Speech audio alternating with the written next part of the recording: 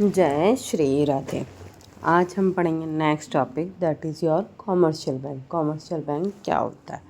देखो, commercial bank एक financial institution है जो कि क्या करता है, आपके एक्सेप्ट करता है डिपॉजिट को फ्रॉम द पब्लिक एंड उन्हें ऑफर करता है लोन एडवांस।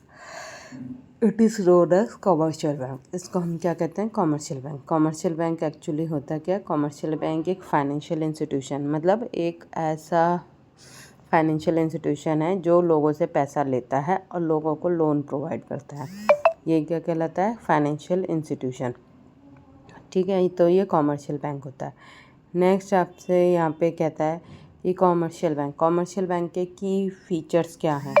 तो कॉमर्शियल बैंक के की फ़ीचर्स हैं कि आपकी क्या करता है, लोगों से डिपॉजिट लेता है। ठीक है, नेक्स्ट आपको प्रॉफिट ओरिएंटेड है, कॉमर्शियल बैंक प्रॉफिट के लिए आए हैं। Next, wide range of service बहुत सारी देते हैं, लॉक और फैसिलिटी इस तरह से।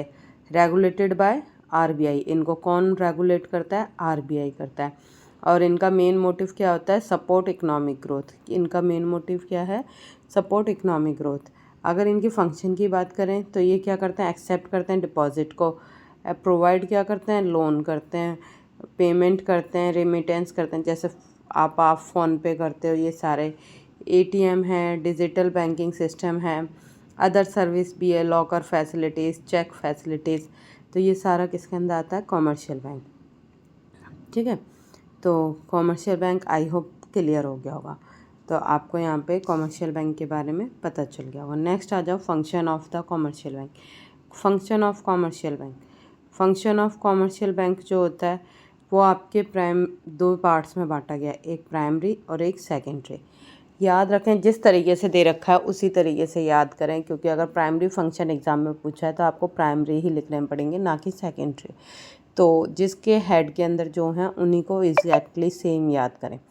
नेक्स्ट आपको कहता है कि इसमें आप प्राइमरी फंक्शन होते हैं, दो पार्ट्स में बांटा function, primary function, secondary function. Primary function में आता है एक्सेप्ट डिपॉजिटिंग, ठीक है, और गारंटिंग एडवांस। एक्सेप्ट डिपॉजिटिंग का मतलब आपसे पैसा लेते हैं, डिपॉजिट करते हैं। अच्छा, आप किस किस अकाउंट में पैसा जमा कर सकते हो? तो सेविंग अकाउंट होता है। सेविंग डिपॉजिट क्या होता है? जिसमें कोई भी सिटीज़न, मतलब कोई भी पर्सन जाके अपना अकाउंट खुलवाता है और जहाँ पे रेट ऑफ इंटरेस्ट काफ़ी क्या रहता है? कम मिलता है। रेट ऑफ इंटरेस्ट क्या मिलता है? कम मिलता है। नेक्स्ट आता है एफडी। एफडी में आप क्या करते हो कि पैसा जाके जमा करवाते हो, जैसे आपने 10,000 रुपये जमा करवाए और 10 साल के लिए करवाए, तो उस पर रेट ऑफ इंटरेस्ट 7.5 मिल जाएगा, इस तरीके का मिल जाएगा। तो एफडी में रेट ऑफ इंटरेस्ट ज़्यादा होता है और टाइम पीरियड फिक्स्ड होता है। अगर बीच में आप इसे तोड़वाते हो तो इस पर आपको कोई भी इंटरेस्ट नहीं मिलेगा। नेक्स्ट आता है करंट डिपॉजिट। करंट डिपॉजिट ज़्यादातर बिजनेसमैन ही ओपन करवाते हैं, जो कि अपने क्या कर सकते हैं, अपने ट्रांजैक्शन के लिए लिमिट ना हो। तो करंट अकाउंट में किसी भी तरह का इंटरेस्ट आपको नहीं मिलता। नेक्स्ट आता है रिकरिंग नेचर का account deposit. Recurring nature deposit वो डिपॉजिट होते हैं जिसमें आप क्या करते हो, जिसमें आप पैसा तो देते हो बट आपको यहाँ पे रेट ऑफ इंटरेस्ट एफडी वाला मिलता है, और इसमें इंस्टॉलमेंट में दे सकते हो। जैसे कि 1,000 रुपये हर महीने की चालू कर ली, तो 1,000 रुपये आपने अप्रैल में जमा कर दिया, 1,000 रुपये मई में कर दिए, तो इसका भी टाइम पीरियड होगा कि 1 साल चलानी है, 2 साल चलानी है, 3 साल चलानी है, 4 साल चलानी है। इस तरह से आपको ये देना, और इस पर रेट ऑफ इंटरेस्ट एफडी वाला ही मिलता है जो आपके एफडी का होगा। नेक्स्ट आता है आपके एडवांस। एडवांस में आपका सबसे पहला आता है ओवरड्राफ्ट। ओवरड्राफ्ट का क्या? ज़्यादातर करंट अकाउंट बिजनेसमैन को मिलता है। जैसे कि मेरे अकाउंट में अभी 10,000 का मैंने किसी को चेक काट के दे दिया, अब मेरे अकाउंट में बैलेंस नहीं है, मुझे नहीं पता था मेरे अकाउंट में बैलेंस नहीं है, अब किसी वेंडर ने जाके उसको डिपॉजिट कर दिया, तो बैंक मेरे बिहाफ पे 10,000 रुपये उस वेंडर को पे कर देगी, पर जब मैं अकाउंट में जमा करूँगी तो उसको वो माइनस कर देगी, काट देगी। तो वो ओवरड्राफ्ट फैसिलिटी होती है। नेक्स्ट आता है आपका कैश क्रेडिट। कैश क्रेडिट क्या होता है? जिसमें आपको थोड़े समय के लिए क्रेडिट मिलता है, ठीक है, ऑन आपके डिमांड मिलता है। लोन कोलैटरल सिक्योरिटीज़ होते हैं, जो long term housing loan, car loan, ये सारा। Discounting of bill.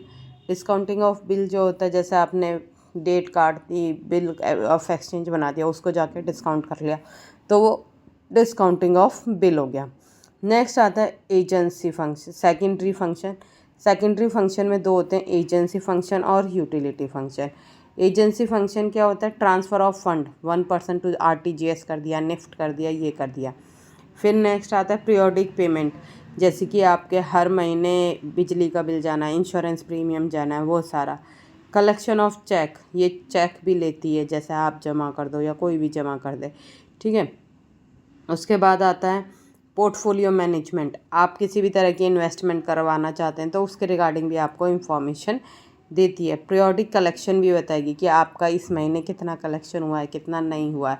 तो और भी बहुत सारे अदर एजेंसी फंक्शन होते हैं, एडवाइस करना कि किस में इन्वेस्ट करें, किस में इन्वेस्ट ना करें।